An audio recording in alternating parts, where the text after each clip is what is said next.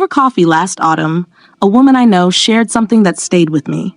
She's 57, a senior editor at a prominent New York fashion publication for over 20 years, with a style you notice but can't quite name. She said, "Isabel, the most important style decision I ever made had nothing to do with what I bought." I asked her what she meant. She set her cup down. She said, "It was the year I turned 42. I went through my wardrobe and I removed everything that was working against me. Not because it was unfashionable, because it was costing me something I could not afford to lose anymore." I asked her what it was costing her. She said, "Authority. It was costing me authority. And after 40, authority is not something you can afford to dress against." I have been thinking about that word ever since. Authority. Not youth, not relevance, not attractiveness. Authority. Because she is right. The conversation around what women should wear after 40 has always been framed around youth, around what makes a woman look younger, what keeps her relevant, what holds off the visible evidence of time. That is the wrong conversation entirely. The right conversation is about authority, about what a woman's wardrobe communicates about her relationship with herself, her certainty, her self-knowledge, her understanding of exactly who she is and where she is going. After 40, the women who command the most respect in every room I have ever observed have made specific, quiet, deliberate decisions about what they no longer wear. Not because someone told them to, because they understood something most women are never told. That style after 40 is not about subtraction for the sake of propriety. It is about editing for the sake of power. 9 things. What they are, why they cost you, and precisely what elegant women wear instead. I'm Isabel Vargas. Welcome back to Madre. This channel exists for one kind of woman, the woman who is done being ordinary. If you are new here, feel free to subscribe. You belong here. Let's get into it. 1. Heavily branded logo wear as a style statement. I want to begin here because this is the one that generates the most resistance, and the one that, once understood, produces the most immediate shift. After 40, visible logos as a primary style statement work against a woman in ways that are subtle but consistent. Here is why. Research from the Kellogg School of Management on status signaling found that overt logo display is most strongly associated with women who are newer to affluence, and that women of genuine established social authority consistently migrate away from visible branding as they age. The logo says, "This is what I am wearing, and I need you to know it." The woman of authority after 40 does not need the room to know the brand. She needs the room to know her. Those are different things. And the wardrobe that communicates the woman, her taste, her certainty, her self-possession, will always outperform the wardrobe that communicates the label. What elegant women wear instead, quality pieces in which the construction, the fabric, and the fit do the talking. A beautifully cut coat in a double-faced wool, a leather bag with matched stitching and weighted hardware. These announce nothing and communicate everything. The signal, "I do not need a label to tell you who I am. I already told you." 2. Fast fashion, purchased at volume. This is not a moral argument about fast fashion. It is a practical one. After 40, a wardrobe built on volume, many pieces, low cost, high turnover, begins to work against the woman wearing it in a very specific way. Volume creates noise, and noise in a wardrobe is the enemy of the coherence that authority requires. The woman who has 37 items in her wardrobe, most of them purchased impulsively, most of them partially right, is the woman who stands in front of her wardrobe every morning and feels, at some low level, uncertain. That uncertainty does not disappear when she chooses something. It walks into the room with her. A wardrobe consultant I know in London, she works exclusively with professional women over 40, told me, "Every client I have worked with who felt invisible in rooms despite being accomplished was, without exception, dressing from a wardrobe built on volume rather than intention. The edit always changes everything. Always." What elegant women wear instead, fewer pieces held to a higher standard, a capsule built around neutrals, quality fabrics, and deliberate fit. 10 pieces that all speak the same language outperform 40 pieces in 3 different dialects every single time. The signal, "I know exactly what I own, and everything I own was chosen." One thing before we continue. I built something that goes hand in hand with everything we are discussing today. It is called the First 90 Seconds Code. It is not a course. It is a correction system. 6 specific signals that decide how a room reads you before you have said a single word. If this video is already showing you something, that guide will take it considerably further. Link is in the description, or scan the QR code on your screen. Now, back to what we were discussing. 3. Clothing that has not been tailored to fit. This is the one that costs women the most, and the one that is most easily corrected. Fit is the single most powerful variable in how clothing reads on a body. A perfectly constructed blazer in an excellent fabric that does not fit correctly reads as lesser than an average blazer that has been precisely tailored to the woman wearing it. Every time. After 40, the body has settled into its proportions in a way that is specific and individual. Off-the-rack clothing is designed for an averaged body that belongs to almost no one. The gap between off-the-rack and fitted is the gap between clothing that reads as belonging to you and clothing that reads as borrowed from someone approximate. The correction is not expensive. A trusted tailor, a standing relationship, the understanding that the final step of every clothing purchase is the fitting, not the checkout.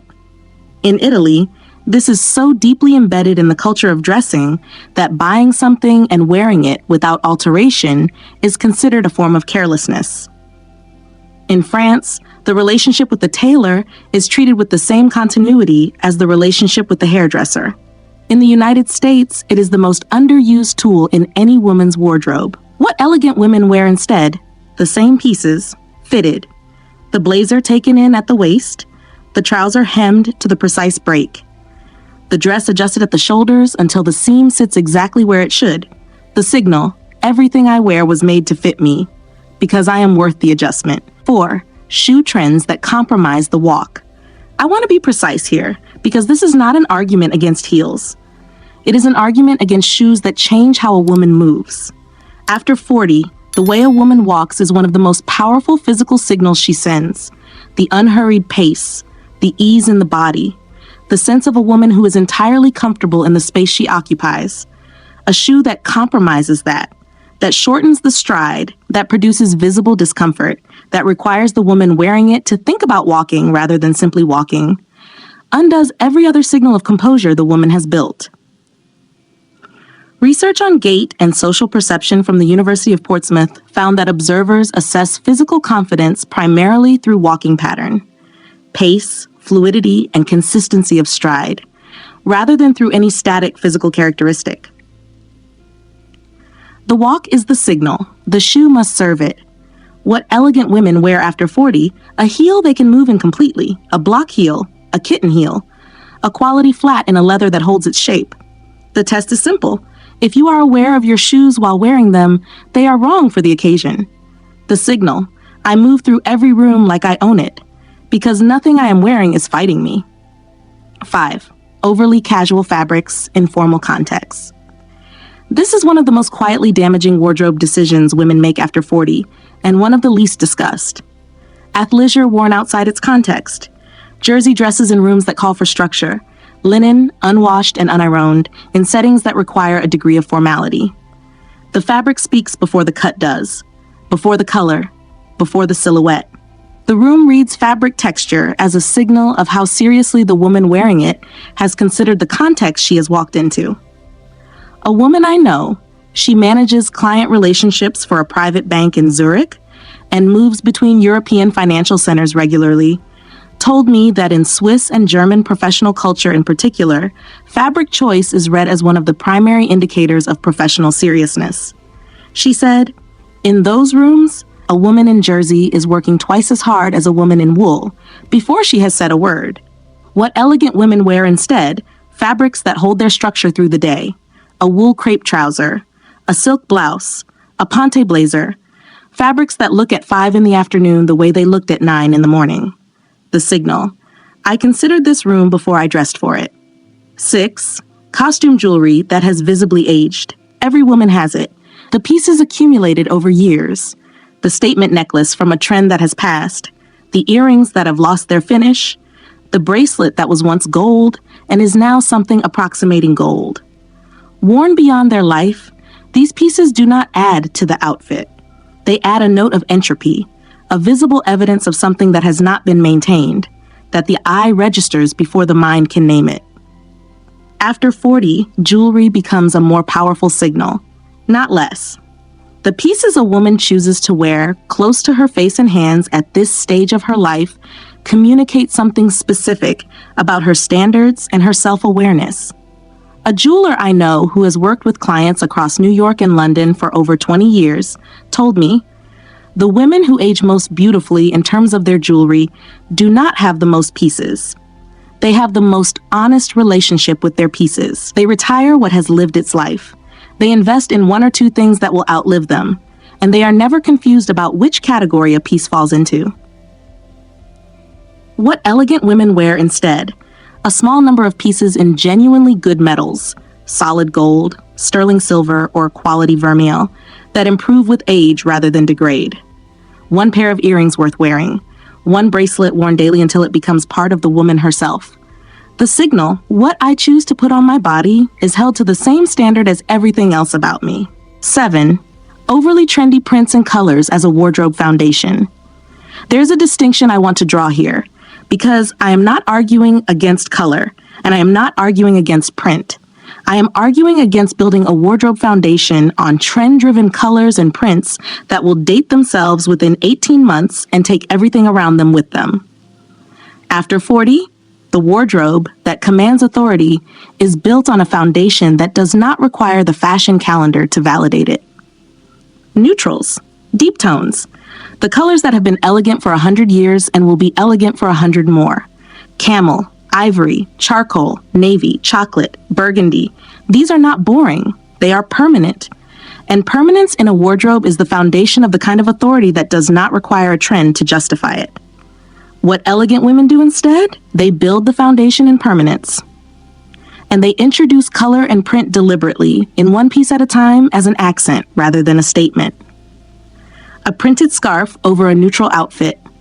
A color in a single blouse against an otherwise composed palette. The print or color becomes intentional rather than reactive, and intentional is always the more powerful position. The signal, my style does not need a season to authorize it. 8. Anything that requires constant adjustment. This is the one most women have not heard articulated this clearly, and it is one of the most important ones on this list. Anything that requires management while being worn. The neckline that pulls, the waistband that shifts, the strap that falls, the hem that rises, the fabric that clings, is costing the woman wearing it something she cannot afford to spend. Attention. After 40, a woman's attention in any room should be entirely available for the room, for the conversation, for the observation, for the presence that makes her undeniable. Every moment of attention redirected to managing what she is wearing is a moment the room loses her. And the room notices, even when it cannot name what it noticed. A stylist I know who has worked with prominent women in Washington, D.C. for over a decade told me, "The most composed women I have ever dressed have one thing in common: they forget they are wearing anything. That is the goal. Everything they put on has been chosen and fitted so precisely that it disappears. And when the clothing disappears, the woman appears." What elegant women wear instead? Pieces that have been tested, that have been worn through a full day before any important occasion, that have been confirmed in real conditions, not a dressing room, to require nothing from her once they are on. The signal, my full attention is available to this room, because nothing I am wearing is asking for any of it. 9. The default outfit. The same safe combination, worn without decision. And we end here because this is the quietest one on the list and the most revealing. Every woman has a default, the combination that requires no thought. The dark trousers, the safe top, the shoes that match everything. Worn occasionally, the default is useful. Worn as the consistent response to every occasion, because making a decision feels like too much. It is a signal. It is a signal that the relationship with the wardrobe has become one of management rather than expression. And the woman whose wardrobe has become something she manages rather than something she inhabits has stopped using her clothing as one of the most quietly powerful tools of self-presentation available to her. After 40, The women who command rooms are the women who are still making choices, who still arrive at the wardrobe with intention, who still understand that what they put on in the morning is the first decision they make about how they will be received that day. What elegant women do instead, they introduce one deliberate choice into every outfit. A piece that was chosen, not defaulted to. A scarf worn a new way, a blazer in a color that is not the usual one, a shoe that takes the outfit somewhere slightly different. One decision, every day. The cumulative effect of one daily decision made with intention over months and years is a woman who has never stopped evolving and who shows it. The signal? I am still deciding who I am, and I am doing it every single morning. Here is what all 9 of these have in common. None of them are about age. This is not a list of things you stop wearing because 40 has arrived and the rules have changed. It is a list of things elegant women stop wearing because at some point, usually in their 40s, sometimes earlier, sometimes later, they make a decision. The decision that their wardrobe should be working for them, that every piece should earn its place, that what they put on in the morning should make the rest of the day easier, not harder. That is the decision, not a rule handed down. A standard set privately, held consistently, and visible in every room they enter from that moment forward. Once you make it, the editing becomes obvious. Not painful, obvious. Because a woman who knows who she is has no trouble recognizing what does not belong. Your assignment: open your wardrobe today. Not this weekend, today. Find the 3 pieces that fall into the categories we discussed. Not the hardest 3 to part with. The 3 you already know do not belong there anymore. Remove them. Then come back and comment. I removed item, item, and item, and here is what I noticed when I looked at what remained. I read every comment, and the women in this community who do this, who make the edit and report back, are the ones who tell me the wardrobe shifted the moment the pieces left. Not eventually. Immediately. I am watching for your name in the comments. This is Madre. If this is your first time here, you have found something. The women in this community call themselves the undeniables. You will understand why within 1 week. Subscribe, not for me, for the woman you are in the process of becoming. She deserves every piece of this. Until next time, to every woman watching, you are not here by accident. You are an undeniable. Act like it. 𝐒𝐴ZEBEL.